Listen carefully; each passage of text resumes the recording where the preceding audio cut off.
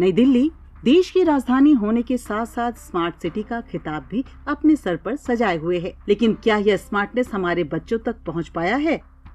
शहर की बदलती तस्वीर के पीछे बच्चों के पार्कों की एक ऐसी दयनीय हालत छिपी है जो हमारे विकास के दावों पर सवाल खड़े करती है। जहां झूले खतरे का पर्याय बन चुके हैं और पानी की व्यवस्था लगभग गायब है। आइए देखते हैं दिल्ली के पार्कों का ग्राउंड रियलिटी रिपोर्ट। दिल्ली में करीब 18,000 छोटे बड़े पार्क हैं। कागजों पर ये शहर के फेफड़े हैं, लेकिन बच्चों के लिए ये नो गो जोन बनते जा रहे हैं। इसका सबसे बड़ा और शर्मनाक उदाहरण है इंडिया गेट के पास स्थित प्रतिष्ठित चिल्ड्रन पार्क।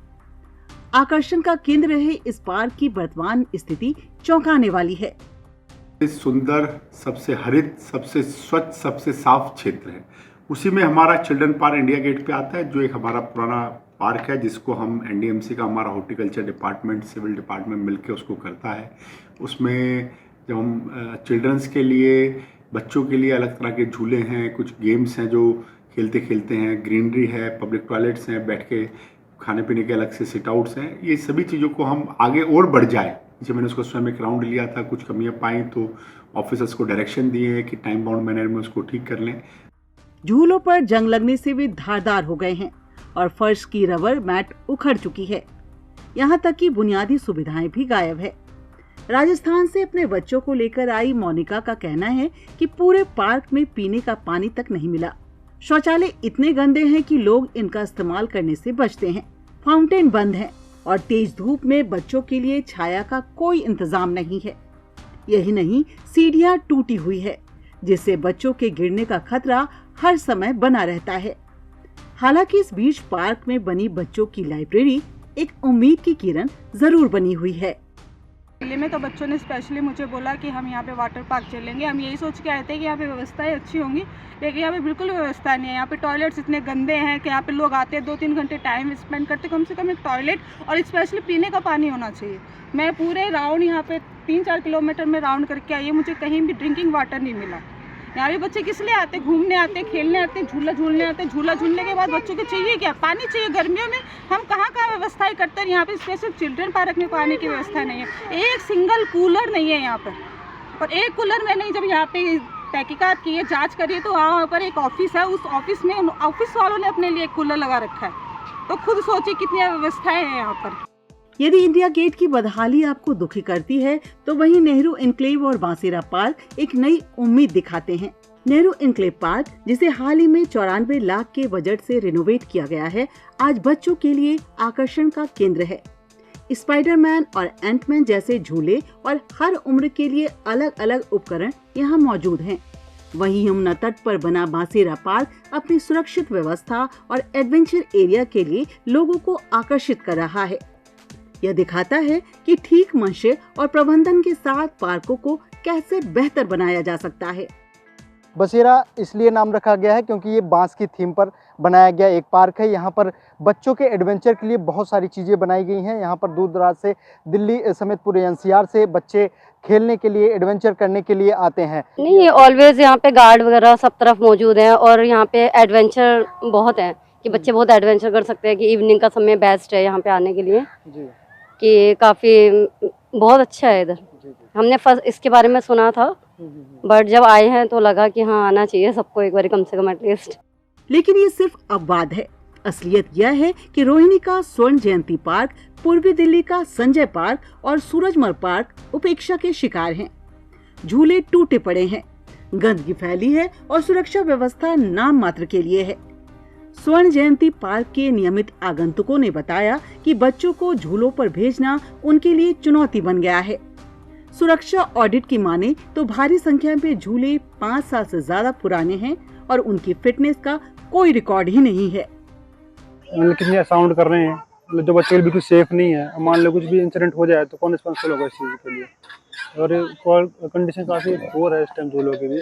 यहाँ पर मुझे दिख रहा है कि थोड़ा थोड़ा रस्ट हो रहा है, तो वहाँ पे अगर बच्चे का हाथ कटेगा तो टेटनस लगवाना पड़ेगा। तो ये सब चीज़ें नहीं होनी चाहिए। चाहे मैं कह रहा हूँ इस पार्क की एक फ़ी रख लें, एक यहाँ पे गेट कीपिंग हो जाए, यहाँ पे एक आने की फ़ी आ जाए, लेकिन मेंटेनेंस ज़रूरी है क्योंकि अब सब लोगों के लिए बेबी की सेफ्टी अपने अपने ज़रूरी है। नंबर 1 प्रायोरिटी वो है। इस ओर प्रशासन का ध्यान ही कहाँ है। दिल्ली नगर निगम की deputy mayor doctor Monika Pant का कहना है कि मैन पावर की कमी के चलते पीपीपी मॉडल पर काम कर रहे हैं और सीएमडीएफ फंड से सुधार के काम हो रहे हैं। लेकिन नगर निगम उद्यान समिति के पूर्व अध्यक्ष धर्मवीर की बात अलग है। उनका कहना है कि पार्कों में सुरक्षा ऑडिट की कोई अनिवार्य व्यवस्था ही नहीं है। बजट सौंदर्यीकरण पर खर्च होता है, उपयोगिता पर नहीं।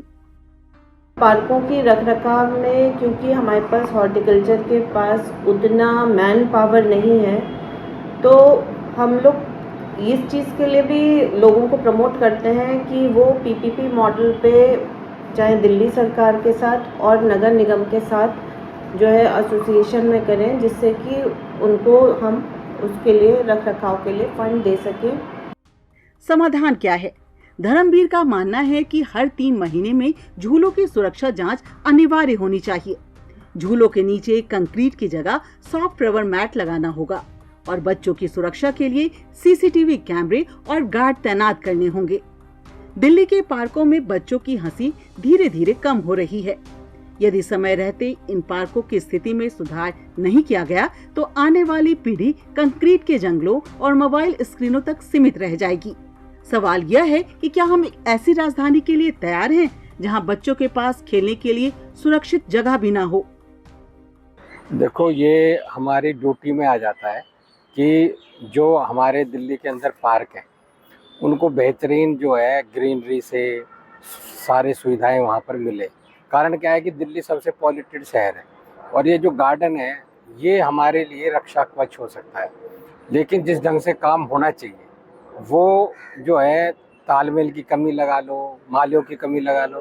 क्योंकि जब मैं चेयरमैन था तो मेरे को भी ये समस्या है कि पार्क ज़्यादा थे और माली कम थे, तो मैं उस समय एक पीपीपी स्कीम लेके आया, पब्लिक प्राइवेट पार्टनरशिप, जिसमें हमने एनजीओ और आरडब्ल्यू को पार्क दिए थे। वो स्कीम आज भी चल रही है। उसके बाद हम सरदार पटेल वृक्ष योजना लाए जनता को जोड़ने के लिए, कि जिससे बच्चों का जन्मदिन हो, कोई और अच्छा ओकेज़न हो, उसमें लोग पार्कों में अपने नाम से पेड़ लगा सके, जिससे वो अटैचमेंट हो जाए। लेकिन कहीं ना कहीं वो जो सुविधाएं हमने शुरू करी थी उसमें भी थोड़ा सा निराशा दिखती है, उदासीनता दिखती है। और पार्कों में मैं कहता हूँ घास हो ना हो, लेकिन कोई भी पार्क दिल्ली के अंदर पेड़ों से रहित नहीं होना चाहिए। प्रशासन को ब्यूटिफिकेशन से आगे बढ़कर बच्चों की सुरक्षा पर ध्यान देना होगा ताकि पार्क फिर से उनकी हंसी से गुलजार हो सके। नई दिल्ली से ईटीवी भारत के लिए आशुतोष झा की स्पेशल रिपोर्ट।